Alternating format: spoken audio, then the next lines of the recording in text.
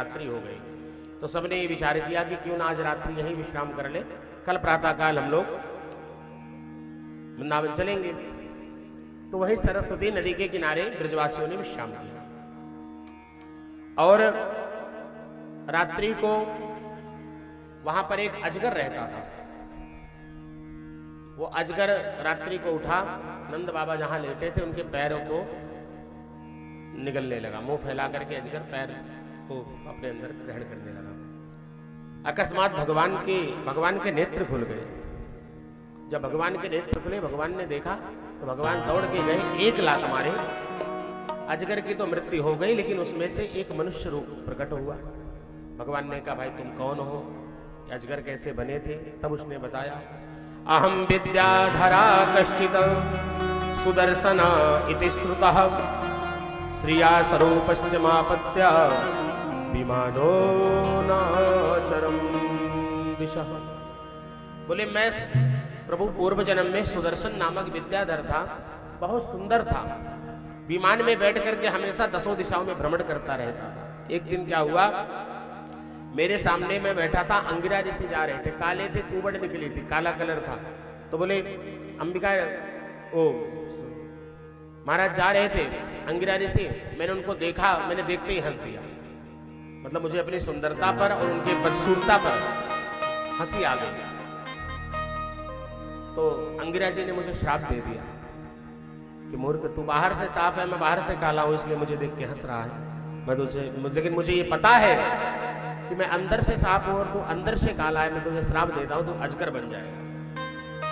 और प्रभु उन्हीं के श्रापितों के कारण मैं अजगर बन गया। आज आपने हमारा कल्याण किया, आज आपने हमारा उद्धार किया। जीवन में कभी सुदर्शन जैसा अहंकार नहीं होना चाहिए।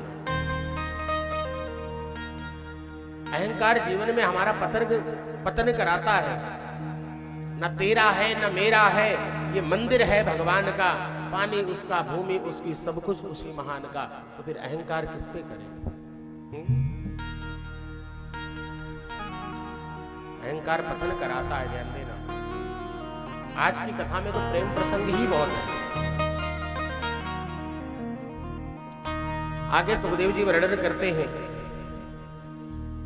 एक दिन भगवान अभी 11 वर्ष के पूर्ण होने को है, तो भगवान को मथुरा जाना है और मथुरा की लीलाएं करनी है, कंस वध करना है।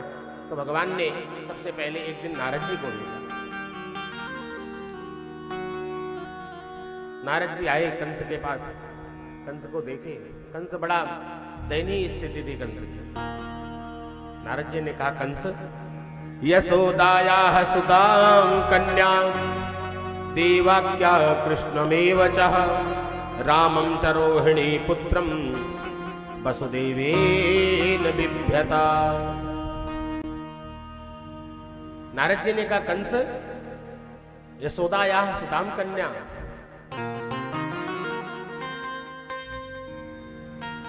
देवक्या कृष्णमेव च, मतलब यशोदा के तो कन्या हुई थी, देवक्या कृष्णमेव च, देवकी के कृष्ण हुए थे, देवकी के भगवान थे। रामम च रोहिणी पुत्रम, बलराम जी रोहिणी के पुत्र हैं। ये सब बात तुझे पता नहीं क्या कंस, कि भगवान ने तेरे साथ इतना बड़ा छल किया? बोले हाँ पता तो है। तुझे जिस कन्या को लाके दिया गया वो कन्या यशोदा की थी, और बताया क्या गया कि देवकी की कन्या, इस बार कन्या हुई। छल हुआ ना तेरे साथ? बोले हाँ। बोले इसी ऐसे छल में ही तुझे भगवान मार देंगे और तू ऐसे डरता जीता रहे।